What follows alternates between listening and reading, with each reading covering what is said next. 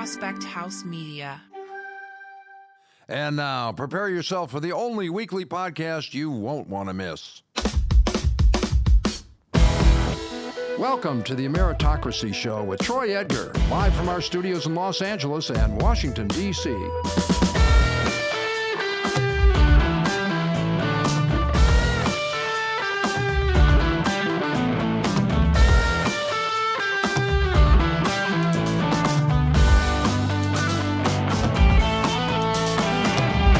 Hey everybody, I am Troy Edgar and welcome to the Meritocracy Show. Thank you for tuning in and checking it out. It is greatly appreciated. This podcast examines the conditions for personal and economic growth and opportunity across America.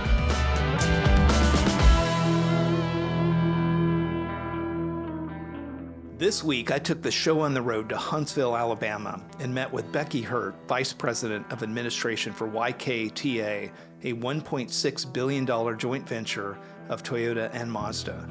Becky and I first met in 2016 during Toyota's consolidation of their North American manufacturing and sales headquarters. During our discussion, Becky shared insight into her career and explained that not all moves were exactly what she wanted. At times, she said yes to career opportunities for fear that saying no may stop her career progression. We also discuss industry issues within the automotive space, such as supply chain dynamics, plant capacity management, and sustainability practices. This is a great episode of navigating change while prioritizing authenticity. I hope you enjoy.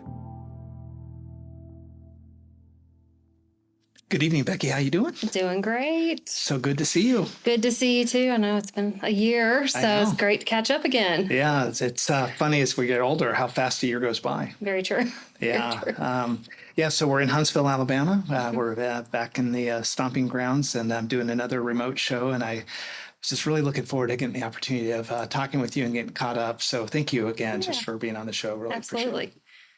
So you and I got together about 2016 is when we met, and just to kind of set it up before we start getting into this is we were doing the restructuring of Toyota, and I was part of the original group out there with doing the headquarters restructuring while they were building a building by other people doing that, and the person I was working with was like, we were trying to build an organization from scratch. It was really combining Toyota Motor Sales and Toyota Manufacturing into one headquarters. And the person I was working with, she said, "We need this gal here." And I'm like, "Okay, who do we need?" She was Becky Hurt.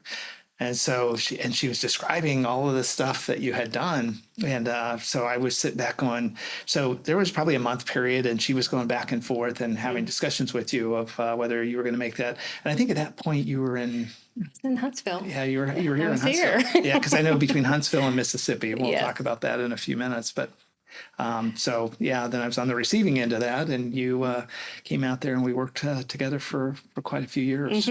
Yeah. So what I was hoping to be able to do on the show today a little bit was your background in the automotive industry, especially, being with Toyota. You've been at multiple manufacturing plants. I'm a little bit of a junkie being a supply chain guy for IBM.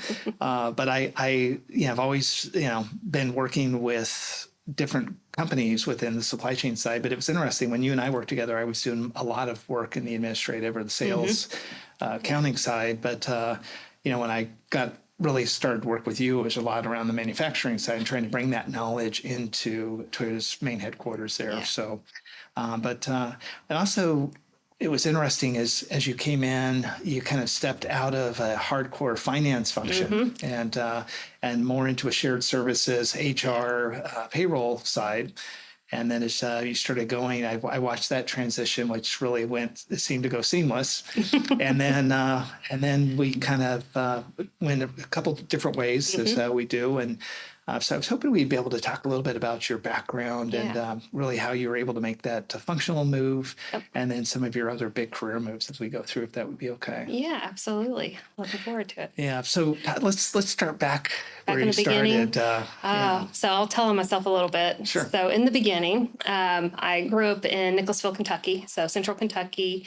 Went to UK because that was the college, right? So it was an easy in my backyard. Went to UK.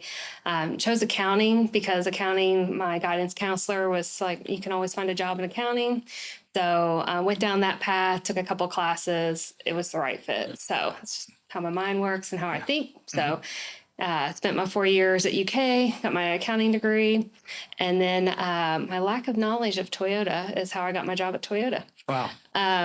Georgetown was right there beside Lexington, and I knew lots of people that worked in Georgetown. Their parents worked in Georgetown. Toyota really changed the school system there in Central Kentucky with a lot of teamwork focus and portfolios and writing and things that we hadn't done before. And talk about Georgetown. It's a plant. Yeah. So Georgetown, absolutely. It's Toyota Motor Manufacturing Kentucky. So that was the first plant in the U.S. It's now, I think, their largest plant globally. At that time, it was a job that didn't exist in Kentucky. So you could come out of school, no skills, and they would train you to do it. So it was life-changing for a lot of people. And that was definitely why Toyota was on my list of companies that I wanted to work for. I did not realize that there was Toyota beyond Georgetown, though, because I was young. And so I applied for a job in accounts payable, which was a great entry-level accounting role for me. And I got my first call back, which was exciting. I got the second call to come and interview. And when I showed up in Erlanger, Kentucky, which I'm like, why do they have me driving an hour and a half away to interview? Yeah. I found TEMA, which was the corporate headquarters for manufacturing. So did my interview, thought I did a pretty good job. So went home and did a lot of research on the company and started to understand kind of the dynamics of that corporate side of it. I think I got another little stroke of luck because my two people that interviewed me were kind of similar backgrounds. And actually the assistant manager was from Nicholasville. So we really connected on that. And I think that kind of helped me get my foot in the door in my first job at Toyota. And so that you were was actually in Erlanger at that point. Yeah, Wow. moved to Erlanger, picked up and moved. My husband and I, we'd been married maybe a year and a half at that point. We'd bought our first house in Nicholasville because we were going to stay there forever. And he said, we can always come home. So that's what we did. We sold, packed up, moved to Erlanger, and started my career with Toyota. He's always been very supportive, and we've actually followed my career. So I have to give him a lot of credit for a lot of my success because he's been willing to move and change when we needed to do that. Yeah. So. Yeah. Erlanger, I remember my first time going into that building. I can't remember, 10 to 20 miles away from the actual plant. Yes. And and going in there, and all the finance functions were there, and it was a kind of a dark building, Yes. when you're on the inside of it, and A lot of mauve. yeah, back then. yeah, but the nicest people Yes. ever, and Yes. And a different culture. I think the reason why I wanted to park a little bit on Erlanger is like Toyota at that point had really two centerpieces. They had Toyota Motor Sales in Torrance, which was kind of the headquarters for a lot of the sales side. And then everybody at Toyota would say that the sales side spent money to make money. And then when I got to Erlanger and started doing a lot of the restructuring on the manufacturing side, you took out your own trash. They didn't clean every day. Yep. There was people on the floor where they would look around and say, how can I help this be more profitable at the unit cost level? Yeah. And, and I think it was a different Toyota there in that building. Yeah. TEMA grew out of, I think, Georgetown and Indiana and the need to have a corporate kind of focus. So a lot of the people that were there at TEMA, they came from the plants. So they took that mindset into the office. And so, it was a very different, not your traditional, like professional office environment. Right. And interestingly, kind of separate from sales. So a lot of my interaction with sales through all of my years didn't really happen until Plano. Oh, okay. So there were people in finance that did some of the consolidation work, and they were talking to sales all the time. But for the different roles that I, got to try out and do, I really didn't have a whole lot to do with TMS. So that was a big change for me for sure. So once you get into Erlanger, Yes. you're now in accounts payable. Talk about, because eventually you go from the corporate headquarters for manufacturing to a plant. Yes. So started in accounts payable. Highly recommend that for any accountant because that's where all your transactions start. So I got to understand kind of the root of the operation and how things were coming through. Then I had an opportunity to go over to balance sheet, and actually I was the corporate support for the Alabama engine plant here in Huntsville. So had done a lot of work supporting them, but not a lot of work supporting them in person. There, I think it was around like 2008 when we had kind of the economic downturn. A lot of people left the company. So there were opportunities in fixed assets and accounts receivable. And so as people left, I just got to pick up a little bit more and a little bit more, which at that time was keeping me busy. So I wasn't sad about that. But a few years later, when Mississippi started up or restarted, because they had put it on pause and then restarted it in 2010, they were looking for somebody that had all the different avenues of finance and accounting to do the startup, to hire the team, and develop kind of a local team there from scratch. So I wouldn't say Mississippi was like, I'm going to go in, it's going to be for a few years. It was a long-term commitment, but I knew I was coming in, I was going to have 9 direct reports. I was going to promote somebody probably in 9 to 12 months. It was going to be hard being a startup, but that was okay because, we were growing something that would be there locally. And that's exactly to give what people happened. a little bit of an idea too, as we're kind of educating a little bit of Toyota along the way. Yes. So obviously went from the headquarters to supporting the engine side of Alabama, Mississippi. Can you talk a little bit about the outcome of or output of what comes out of Mississippi? Yeah. So Mississippi builds the Corolla. So back in 2008, I think it started off as the Highlander. It was going to be built there. Gas prices shot through the roof. They then were going to do the Prius, and then they stopped production, and then eventually the Corolla came there. And I think that was out of the NUMMI shut down, and Corolla moved there, and Tacoma went to Texas. Right. So it was a lot of quick install. I think we went from having a shell of a building to less than a year. We were producing the first vehicle, a lot of transplant people. So I wasn't the only non-local there. So I really got to move in to this community, Tupelo, Mississippi. It's a small town, which is what I came from. So I thought, no problem. I'm used to this. But it really is a very tight-knit community. Some of the people I've met there are my best friends that I'm still in touch with. That was one of the things about moving back here this past year was I got closer to my friends that, I've maintained those relationships for years. Those are my girl trip girls. So Tupelo's just been a good community to me. But that was my first assistant manager job or manager.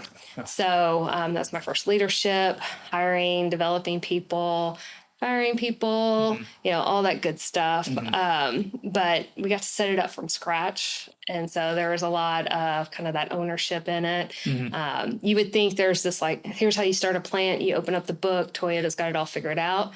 But really a lot of it is you go to the different plants and see what they're doing, pick out what you like, and that's what you do. So there is a lot of opportunity to really make it our own. Yeah. Yeah, I mean, you from that plant, then I noticed then you kind of you came back to Huntsville. Yes. Yeah. So was in Mississippi, solid, doing great.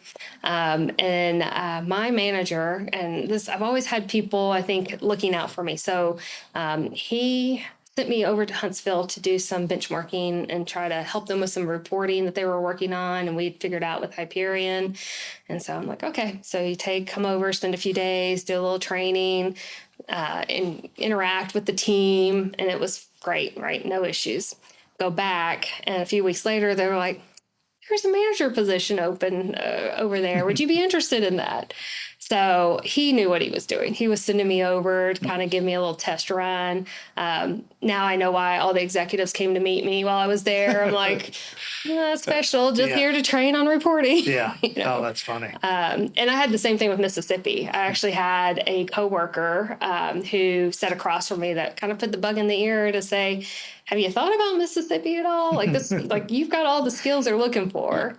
So I've been very lucky in that there's been those leaders that have kind of pushed and kind of put me in the right spot to take those opportunities and kind of open up my eyes, prepare me. Even things as simple as preparing for an interview. You know, you take for granted, like now, I wouldn't even prepare for an interview. We just walk in and do it. Yeah. Back then, you're going to ask me what? Like, I'd have to have it all scripted out and memorize it. And so, it's good to have those people in your corner.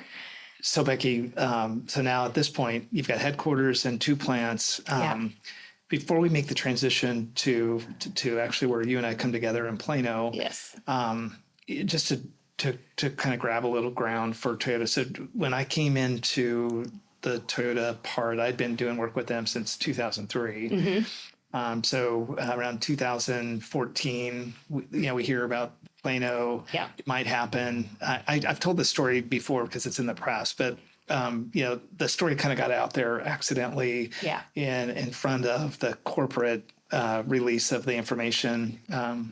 And so what it caused was a massive panic. Oh, yeah. And so you had on the manufacturing side, you had a headquarters that supported plants, and then you had in Torrance a sales organization, and those 2 functions were going to collapse into Plano. Yeah. The one question I wanted to ask, so just claim ground on manufacturing before we moved to Plano in this conversation is, when I came in, there was about 10 manufacturing plants across North America. Yes. And, when we were starting to look at the way the restructuring would go, the headquarters was definitely in Tema. And I think one of the things I said at the very beginning, how it was exciting that you were kind of coming in, is because, you had done the plant startup. So you had seen it. Another part of the scope that ended up being a part of Plano was to set up another manufacturing facility down in Mexico City, if you remember that. Yep. And so we were kind of going through, and it was really incredible because I've been in a lot of different automotive companies, but they were able to cobble together enough people that have done it multiple times to get 10 different plants up. So it had to be a great experience to see a manufacturing plant taken, because Toyota, has the way of doing their quality management, and they're known for that. Yeah. So when they set something up, they do it very smartly. Yep.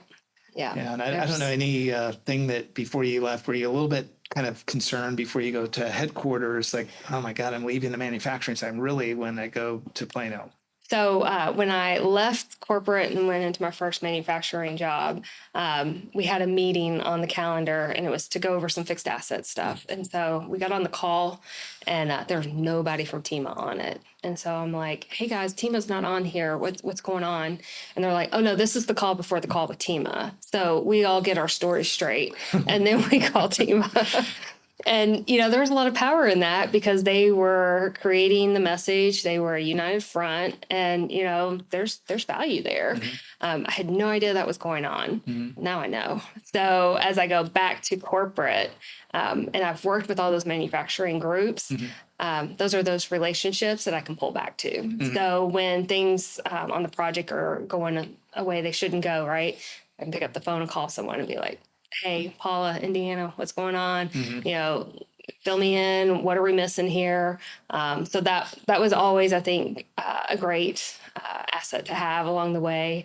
When all that was going on with Plano too, we had just moved here, less than 6 months, just bought a house, 4 hours from family. So we're like, yeah, this is great. We're going to be here forever. I even talked about Huntsville and Lexington being very similar, and that, this is one of our favorite places we've ever lived. So being back here now is perfect with that. But yeah, husband had just started working with Polaris. They were doing their plant startup. They wanted TPS, so they thought he was a genius. And they were just getting ready to go live. And I was like, hey, you want to go to Plano? Yeah. So those conversations started pretty early. It took a while for everything to come together. And then definitely at the very end, there was a lot of back and forth for a few months, but yeah. I had Jason Ballard on the show a while back, and, we talked a little bit about the startup. He also came from the manufacturing side and supply chain within the IT. When you get to Plano, it was interesting is that there was so much positive energy there. There was great leadership for putting that whole thing together. And I think the hardest part for me, I was an outsider, as a consulting person, kind of helping everybody go through it. You knew in the end at the highest levels, there's going to be winners and losers. Yeah. you can only have one CFO, you can only have one CIO. You kind of keep going down the path until you have a consolidated operation.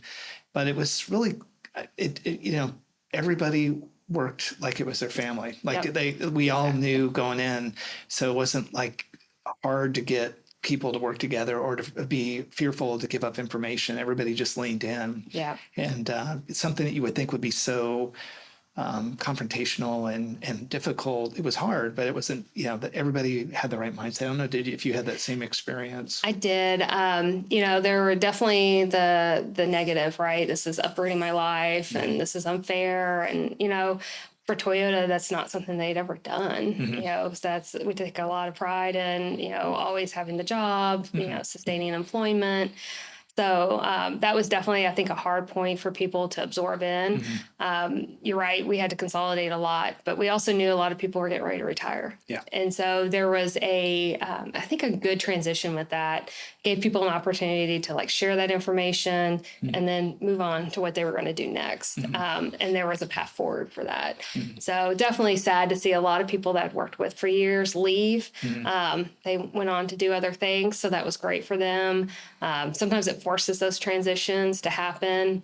But yeah, it was a big change in the company to kind of take that consolidation position. And, there were more after that, right? We had a lot of the TFS and the call center consolidations. And so, every couple of years, it felt like someone else is relocating, right? But, that's how the business works sometimes. And after 20 some years plus, it's bound to happen. You got to make those changes. So talk a little bit about your role. You come now out of the manufacturing kind of in the field and you come into this headquarters. When you had come in, we were still operating in a temporary facility. Yes. They had not set up the brand new building yet. Yeah. And I remember that first day going over there and when it was open for everybody, and it was quite a thing. But even that building, they basically leased 3 or 4 story office building, and it was packed full of transition people trying to work there. You were making a really important transition then from finance into HR, payroll, shared services. Can you talk a little bit about that? Yeah. So that's probably been one of the biggest changes in my career, because accounting was comfortable. When I didn't have the staffing or they didn't have the experience, I could always step in and do the work. So there was definitely a level of comfort there. Going into payroll, I didn't really know much about payroll. I knew about Toyota, and I knew we had hired a great team that knew a lot about payroll. And so for me, this was the opportunity to really level up my leadership skills and be a better manager and, fine tune how I kind of lead and trust my team. I got really lucky that there was a lot of people already in place. The managers had been identified at that point. We had already started some of that transition. I know Danita had set a lot of stuff up. So I had a really strong payroll team. And that meant I could focus on teaching them what they needed to know about Toyota and, my own leadership skill and, leveling that up. Projects, that's probably where I got a lot of good experience. I'd done a few projects and implementations with small scale, Hyperion budget, but this was huge, a much larger team. Yeah. You mentioned Danita. She was just a really super big part of that transition. And just a great person to work with. And it was interesting is that her style, though, the thing that I learned about her, and she, to me, represented true manufacturing, is she always would talk about the 5 whys. And I would always leave at the end of the night going, why am I here? Because she was hardcore, but she got stuff done. And I really, it was interesting as being somebody that's seen into a lot of different companies. It was refreshing to get somebody that I watched can move an organization. And, so I as I watched you come in there, and I was part of the interviewing process for a lot of the people that ended up coming through, really trying to represent Toyota, not myself, but just to kind of technically assess where everybody was at. the really good job was done by all on getting the right people and big parts of the transition.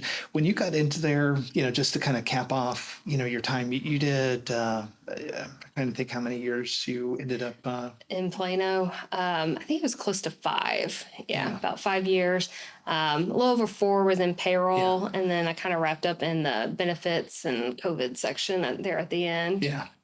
And it's kind of COVID came in, and I think about 2019 or so, I had transitioned out of there. Mm-hmm.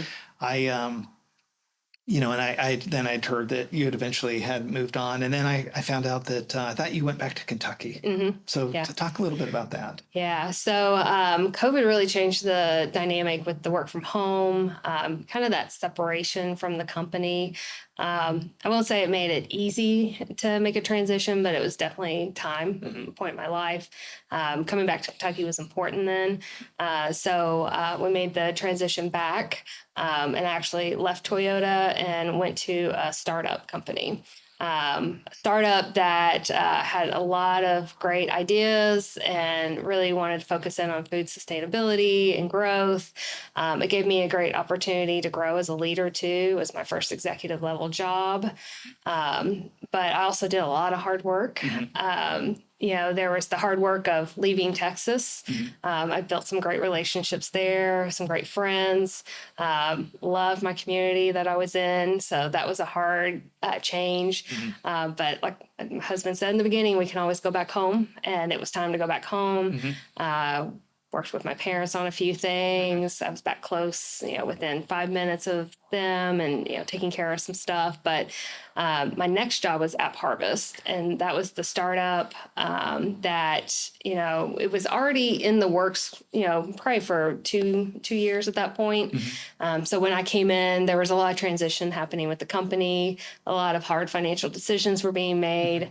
The side of HR that I really didn't get to experience with like having to downsize a workforce, I got to do a few times. So I got to do some hard work there. I also got to do some really fun stuff. I was the VP of HR, but when we lost our person in charge of our customers, I got to host Publix and Kroger's and H-E-B when they would come to visit the farms and put together meals and do some of that entertaining. So that's probably a little bit on that creative side, and maybe where accounting is very black and white for me, but the HR got me into a little bit of that creativity and kind of growing that side of myself. Can I ask you a question? So when you get to a certain point in your career, like you said, you definitely had the bona fides of the finance, from a manufacturing side. Toyota is known, worldwide for the way they are able to set up operations and have that total quality. But, on this show, I've talked with a lot of people that get this entrepreneur urge to go do something.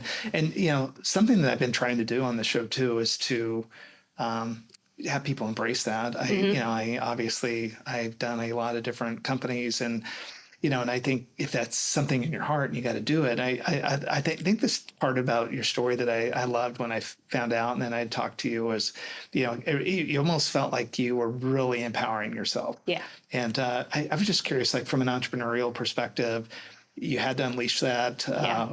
What was driving you? Because you could have stayed automotive, and you've now come back to automotive. Yeah. We're going to talk about that in a few, but it was kind of exciting that you were able to kind of branch out and even give it a shot and see what you thought. Yeah, I think for a long time, I'm a person that I like a lot of consistency in my job. So while Toyota gave me a lot of opportunity to move and change my job, it was always with Toyota. So I kind of got to this space where it's like I needed to be a little bit uncomfortable and try something different. That decision was huge, but also I knew that's why I had an emergency fund. That's why we had all these things in place. That's why I made good decisions along the way, was so that if I needed to do something different, I could. So I think that helped. It still was a very hard decision to make.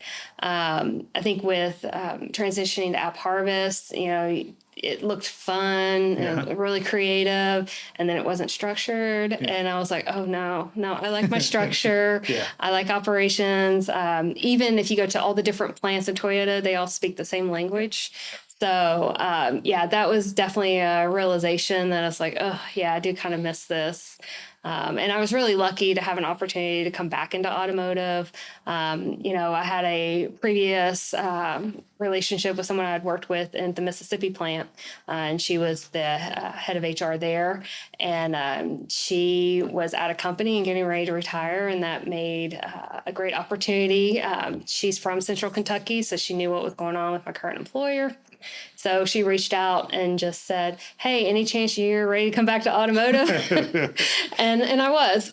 So it was good timing. Things were going to start to wind down in my current role, and so it made sense to make that transition. So the person that you knew in Mississippi, what was her name? So Jackie Hogan, longtime Toyota person. She's also been at many plants, mainly I think in the HR space. And she had done a dispatch with Toyota Tetsu. And then eventually she had retired from Toyota and was working for Toyota Tetsu. So that's how our paths came to cross a little bit later. So now we're going to get ready to have the entry back into automotive, but talk about the company you went to. A lot of people may not be super familiar with it, with the acronym YKTA. Yes. But let's break down that company a little bit and talk about that. All right. So YTech Kelex Toyota Tetsu, Alabama. It is a joint venture with the Mazda Toyota manufacturing here in Huntsville. So with that plant startup and that joint venture, it brought the industry joint ventures between other Mazda and Toyota suppliers. So YTech and Kelex are both Mazda suppliers. Headquartered over in Japan near the Hiroshima side of the island. And then Toyota Tetsu is a Toyota parts supplier, been around for years, all the North America locations. So it's those three companies coming together to create this new on-site parts supplier. And what we make there is the not so pretty part of the vehicle. So it's the structure, it's all the metal components, all the nuts and bolts that everything attaches to. So we're part of the quality and the safety of the vehicle. And then some of the understructure with lower arms and chassis parts. So that's kind of what we make, and we supply to both Toyota and Mazda next door. So kind of going through that, is that plant, I've been to the different plants, and once they kind of gear up towards doing something, they do a lot of it. And then is it like a plant that alternates then between or is it pretty homogeneous part that can come off and then go either way at the end? So it's a mix. So that's maybe the one thing that's really complicated about this joint venture. It wasn't that everything came together and we picked one robot, one part, and we made it. We're actually making 3 different sections of the business of the robots. We're making separate parts. In some of the areas, we'll make a part for an hour that goes on the Mazda, and then we'll switch over and make Toyota for an hour.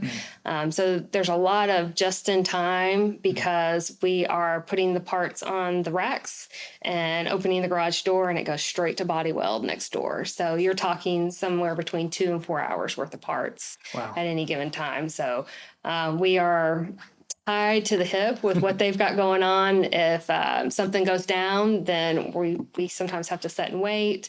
If we have equipment failure, we've got to go into safety stock. So there's a lot of dynamics there that we've got to work with. And then the coating part of our business. So we've got a few components that go under the vehicle, so they get an E-coat on them that keeps them from rusting. So that adds a whole nother layer of complexity and bake time and wait time. And so we're kind of working with 2 different types of docks, with just in time and then also some traditional shipping, even though it's just going to the assembly area. So when you came into that role, let's talk a little bit about the scope of the role that you have, because I think at this point, it's not just HR, it's administration, so potentially a little bit of everything. Yeah, so I got to stay with my home, HR and accounting, so I love that. But I picked up safety, so safety and environmental, so that's a new area, sales and purchasing.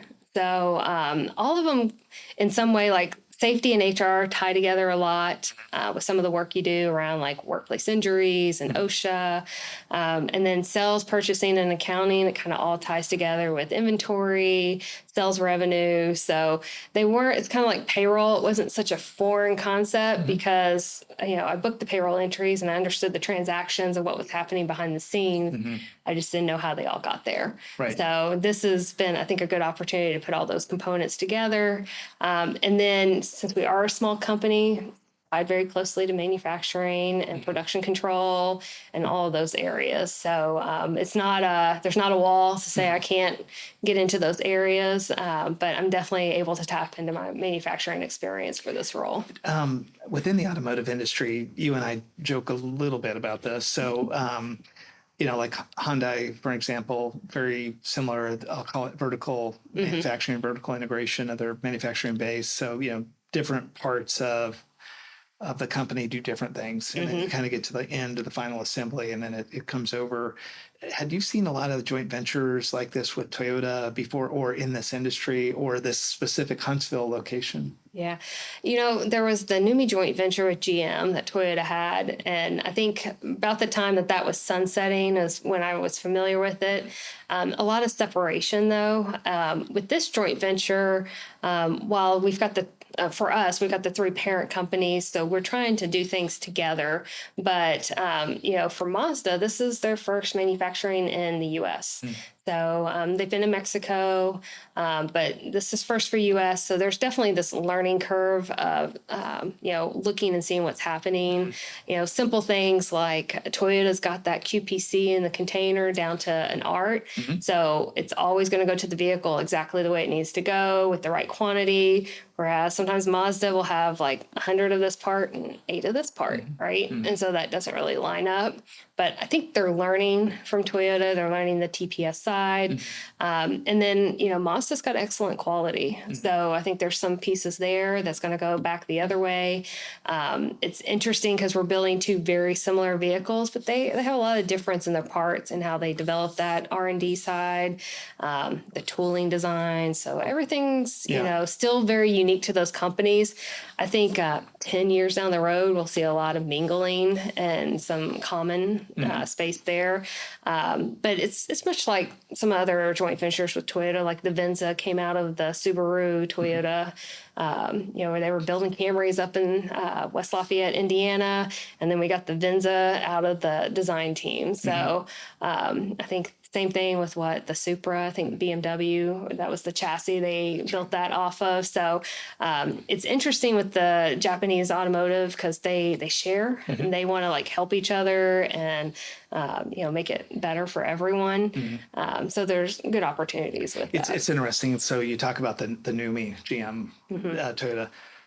I'm not sure that one is and this is my personal opinion, so you'll have to say anything, but I think, I helped do some stuff with that. And, it's funny. It's like that today is the Tesla plant. Yes. And, up in Fremont, California. And you would have never guessed that somebody could have done and really taken it to the next level. So, the reason I was asking about the joint ventures, and we're going to get into this a little bit further when I want to talk a little bit about the supply chain and the shocks, is that sometimes the joint ventures are a period in time. Yes. And they serve their purpose. Yep. I think the Japanese culture in automotive, I'm more from a strategy perspective. I think, like you said, they're collaborative, they're consensus, they try to work together and leverage. NUMMI was a GM, maybe didn't have the same culture, or maybe that was part of it. Yeah. But it did serve its purpose and then kind of went away. Yeah. And so I know as we kind of go through YKTA, when you study the industry and you say, okay, where they're at, I wanted to talk to you about that in a few minutes. So I'm a small town mayor. I was for 12 years. Yeah. I come to Huntsville and it's on fire here. I'm in the federal market. I definitely noticed that there's seepage out of DC here, like hardcore. Yeah. I've mentioned this before, the FBI, the Army, and maybe it's been going a while. I just opened up my eyes. I was with Boeing for almost 10 years. And I remember they started some operations in Huntsville, and it just seemed like the most foreign place ever. And then I came here a couple years ago, and then last year when I was here, I just couldn't believe how built up it was. So as a small town mayor, YKTA, as a company trying to contribute to, the community. The one thing that I'm seeing here a lot is the companies really are vested in the city. And I'm just kind of curious, YKTA with, so many pressures probably put on it by its parents as a joint venture. How do you see it interacting in the community here? Yeah, so we have a very strong chamber, multiple chambers too. And I think that has been very fundamental in the business and like getting the companies here and then growing what we need around us. We just 2 weeks ago had a roundtable with Mayor Battle because he wanted to sit down with us to talk about like what do we need in the community, because there's this big industrial park where they put this plant, but there's no retail, there's no housing, there's no public transportation, childcare. So there's all these things that we know we need that in the community. But for YKTA, I think obviously it's jobs, right? We're bringing great jobs. Their skills can be developed within those jobs. So hopefully it's an opportunity for, some foundational experience. I think now with the job market, we're not naive to think that people are going to stay here for the next 25 years and retire, right? There's, different points of people's career paths and where they're at, where we're a great fit for them. I personally love YKTA, so I think we're a great company. One of the big things that we're trying to set ourselves apart with is culture. So, we're not a Toyota, we're not a Mazda, we're not a Toyotetsu, a YTech, or a Helix, right? We're our own kind of creation, and we get to build that from scratch. So I think that's a great opportunity for our team members. Also, growth internally. It's a young company. There's lots of movement happening, lots of promotions. So every time we do a team member update for our plant-wide meeting, we share these are the promotions we've done in the last 3 months, right? To kind of show people that there's good opportunity to develop your leadership skills. I think the other kind of two aspects in community is our involvement with groups like the Boys and Girls Club. That's one group. There's lots in this area for support. So we're always looking to see, how do we continue to branch out and support the community? And another big one, I think, is FAME. So FAME is a program that brings from the schools and the colleges, maintenance. And we develop the maintenance in person in the plant a few days a week, and then they go to school a few days a week. So we're providing a great job, and they're getting the education they need. And when they come out, they have a job with us.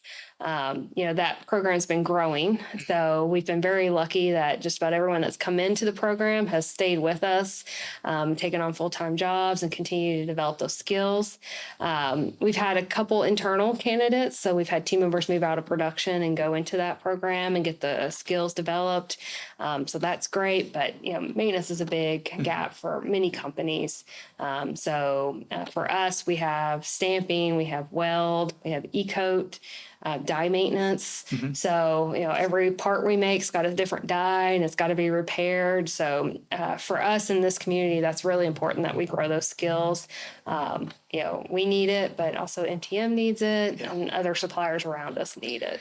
So, I guess what's different than just you're another smaller company is that it's a company that's got really influential parents. Yes. And so again, before we get into the next part of what I wanted to talk to you about, I do want to claim some ground for YKTA. Like at Toyota, as an example, a lot of the Toyota businesses had advisors from Japan that would come in as, and they would see what's going on and kind of, so there was kind of two things, very neat people, but you never really knew, I'll speak for myself. I never really knew where I stood, but I'm sure I was plotted somewhere of like what the roles and what everybody was doing, and be no different than an American company going into a different country, just making sure it's running.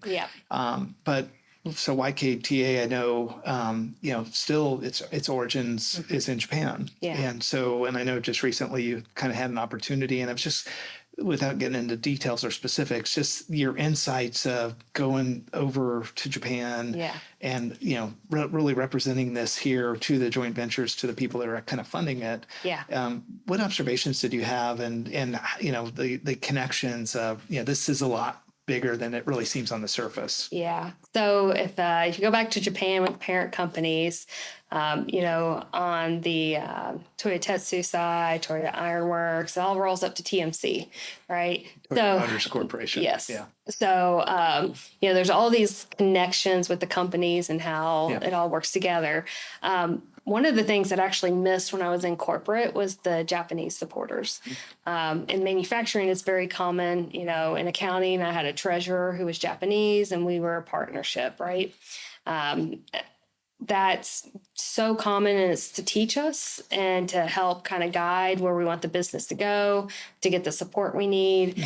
And for YKTA right now, we've got a lot of new people, so we have a lot of support that's in-house.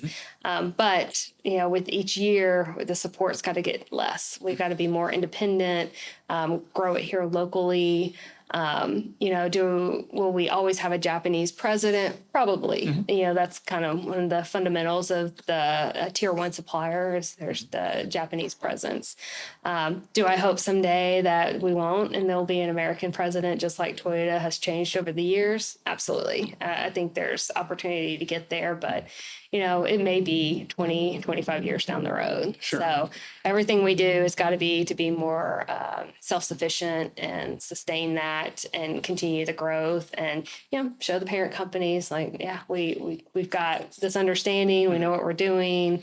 And then hopefully they can focus more on things for us for like R&D and kind of the future designs. When I look at kind of the last section here before we get into the closing, is like the perspectives of the automotive industry and to get your take. It's interesting. Like I said, I manage the supply chain for Toyota, for IBM within the federal side. And, we're always trying to kind of get on top of where things are heading in the federal market. When you see the automotive industry, a couple of areas that I just want to talk to you a little bit about, within supply chains, that side specifically. Through the pandemic, they had a lot of future shock type activity that really kind of shook up the supply chain. And I guess what I see as an observer of the automotive industry, I still keep tabs of it and watch, is definitely,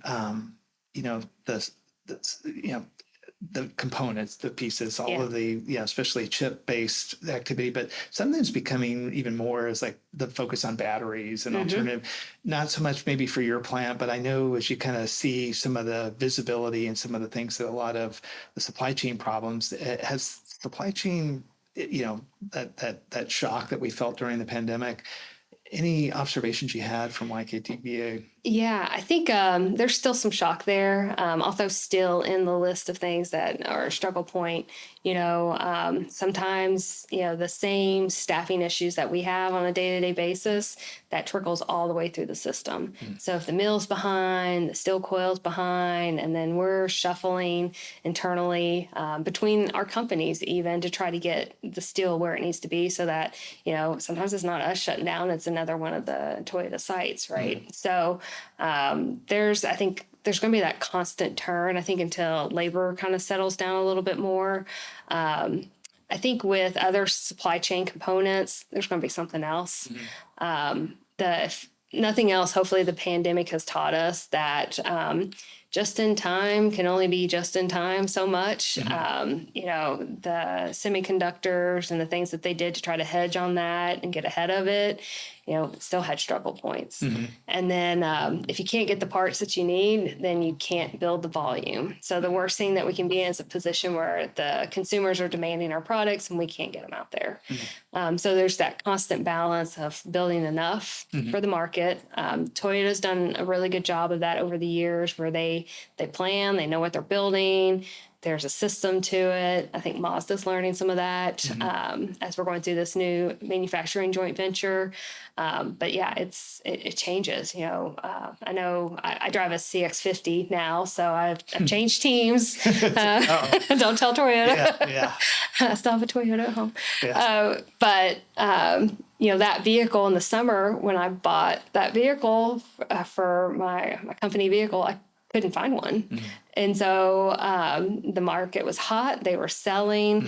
You come into November and December and it slowed way down. So, you know, then sales gets involved. They incentivize stuff and they kick it back up. And, you know, but we can see that in our production volumes.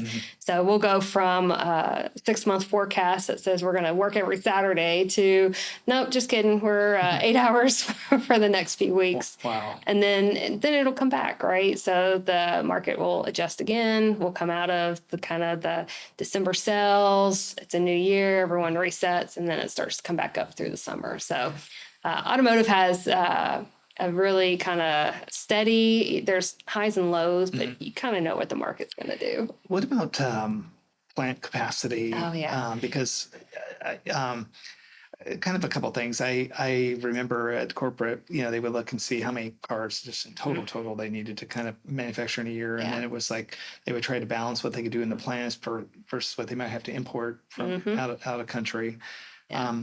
And then recently I actually interviewed somebody that manages the organic industrial base for the U.S. Army, and Stephanie Hoagland, and she made a comment that, when I was preparing for this interview, I was really thinking a lot about, which was, she has 23 organic industrial base areas, plants, depots, and arsenals. And she goes, there's a certain part where you need to keep a skill set hot, and mobilize. Maybe it's a little different government because, that is something we're subsidizing. That's national security. Like, we got to make sure we keep that capacity. In automotive, it's profit, and it's more of a capitalist view. Yep. I was just kind of curious for YKTA, does plant capacity, is that something harder, or is it easier because you have two kind of companies kind of pulling on you to kind of fill the void? Yeah, I'd say right now for us, it's kind of a mix.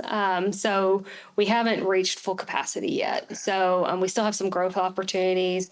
Just last year, we added the second shift to Mazda, and that was kind of the fourth and final transition of kind of launching, adding second shift for Toyota, launching Mazda, and adding second shift for them.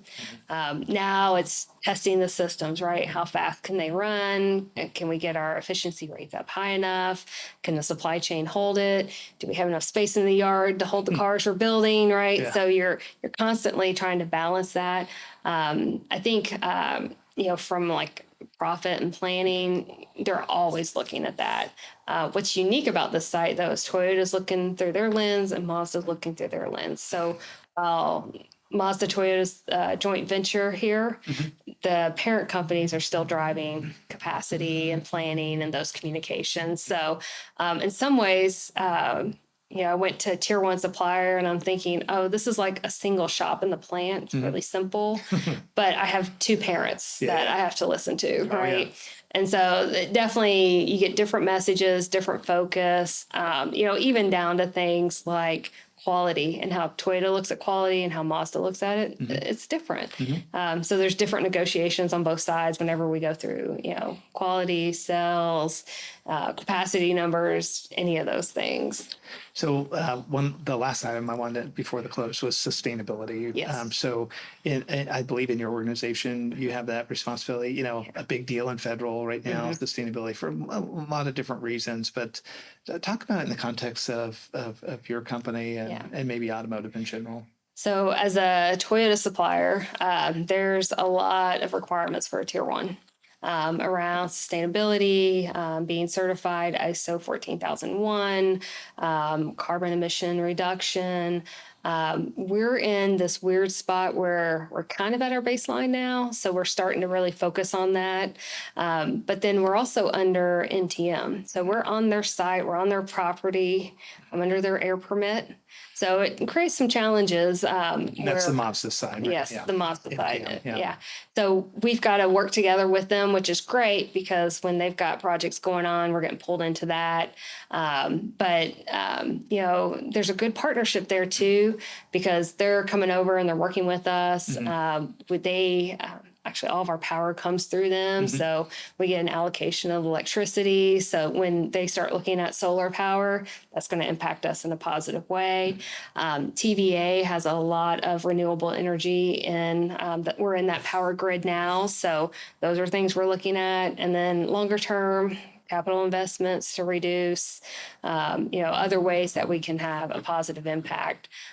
In the beginning of the plant startup, we actually had an endangered species on the ground, and they had to do a lot of wetland preservation and making sure what we do is going to sustain that. So some of our requirements on like chemical usage, things as simple as you think you're going to fertilize the yard, can't do that. It's good because it gives us some new challenges and different ways to think about it. So I can't put my Roundup on the ground, so I got to grow a pollinator garden, right? So it gets us into thinking about it in a different way. But good news is there's a lot of really healthy requirements. And so as a supplier, we will meet all of those. And we have a good reason to make those investments to make that happen. Yeah, no, I think, I wanted to talk to you a little bit about a lot of the trends going on that I see in the automotive. So I appreciate that. In closing, Becky, just, I guess it's interesting. And again, a big reason of wanting to get you on the show is, from that experience within the automotive industry, you've been able to do incredible stuff. Starting out in finance, moving your way to HR, seeing all these different plants. And I'm just curious, if you had a message to give to people that might be mid-career or even starting at the beginning, some maybe lessons learned or something that you gained through your journey. Yeah, so definitely, if you're midway through your career, it's not a midlife crisis. So don't look at it that way, first of all. I think when you hit that desire to do something different, it's okay to explore that. Sometimes what you need to do doesn't make sense to anyone else. And I definitely went through that with my transition. Why in the world would you leave a company with all the growth and opportunity? And, for me in my life at that time, it's just I needed to go a different direction. I also, kind of playing back and forth between manufacturing and corporate, there's a lot of political stuff that happens. And I am definitely not political. So I'm manufacturing, I'm to the point, cut and dry. And so that's helped me in my career a lot. And so also sometimes that hurts a little bit.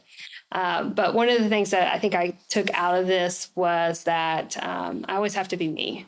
And so when I left, I actually did something I'd wanted to do for years, and I got my zodiac sign tattooed on my arm. I didn't do it for years, not because someone told me not to, but I wasn't sure how it would be perceived and there'd be judgment. And, if you're being asked to do something, you always want to say yes. And so sometimes it's okay to say no. So that was kind of my commitment to myself. Like, I'm going to do this forever, right? I'm going to show up as me. And it's take it or leave it, right? I may not be a great fit. To say that now versus, 3 years ago, I would, you're crazy. That's, crazy. But now that I've gone through a couple transitions in my career and landed on my feet and, I feel like I've, made improvements and I've grown my skills. I'm doing something different, but a little bit of the same. I had to take that leap of faith to do it. So this is kind of my commitment always to myself to show up authentic, to be who I am, not be sorry for it. And it's a challenge because, I know there are going to be people that don't approve of that or don't appreciate it, but their opinions are none of my business. Right. So, well, you've said this before. It was like a key phrase I've kind of taken away from you, and I think you're affirming it now more and more. Is being true to your authentic self. Yeah. Absolutely. And, another kind of observation, when you said that you were kind of approached or even sent to go see other plants and everybody kind of probably knew but you were kind of being courted. Yeah. Something that I see in the automotive industry a little bit, and there's other industries that are like it, is, this opportunity is too good to pass up. And people, and then it's people that you trust and they're like, hey, I'm asking you to do it. You don't know if it's like a scene from The Godfather, right? Yeah. It's like one day I'm going to come to you and I'm going to, on the day your daughter is getting married, I'm going to ask you for something. And so you don't know if you can say no. Yeah. And so, and I think that, something that a lot of people find in actualizing in their career is you can say no. Yeah, that definitely. We talked earlier about Danita, and Danita is she was my first manager. She's the one who brought me to Plano for the corporate move. She always gave me great opportunities, and I appreciated that support. With Danita, though, there were a lot of times that I was like, I was okay being number two, right? Because we had a lot of opposite characteristics, so we could kind of push in different directions and get the results we needed. And I think that was a big transition for me, is that in these last couple of roles, I've been number one. And that's, it's on me. It's a lot of responsibility, but then also it gives me a chance to make decisions and lead and support my team. Good. Well, Becky, I just want to thank you so much for being on the show. I've really enjoyed catching up with you again, and I won't wait a year again. Okay. We'll come back soon. Yeah, but thank you again, Yes. and really wish you the best. Thank you so much. Thank you.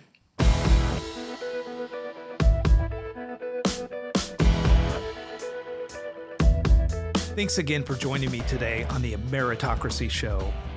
Be sure to follow me on social media and our website at troyedgar.com, where you can get more information and sign up for my weekly email. I hope you have a great week.